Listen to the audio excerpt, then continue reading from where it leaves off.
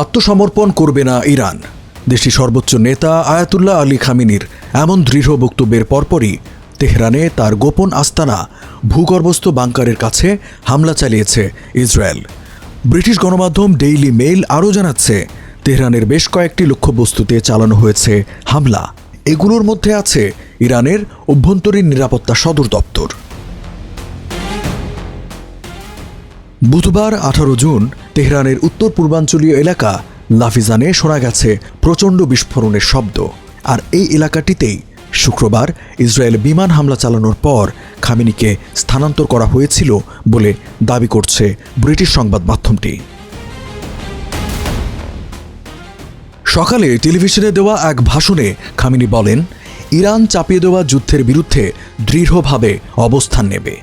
এই জাতি চাপের মুখে কারো কাছে আত্মসমর্পণ করবে না। সেই সঙ্গে খামেনি মার্কিন প্রেসিডেন্টকে ইঙ্গিত করে বলেন, যারা ইরান এর জনগণ ও ইতিহাস সম্পর্কে জানেন তারা এমন ভাষায় হুমকি দেন না, কারণ ইরানিরা আত্মসমর্পণ করার জাতি নয়। আমেরিকানদের জানা উচিত, যুক্তরাষ্ট্রের যে কোনো সামরিক হস্তক্ষেপ নিঃসন্দেহে তাদের অপূরণীয় ক্ষতি ডেকে আনবে। এই ক্ষতি তারা সহজে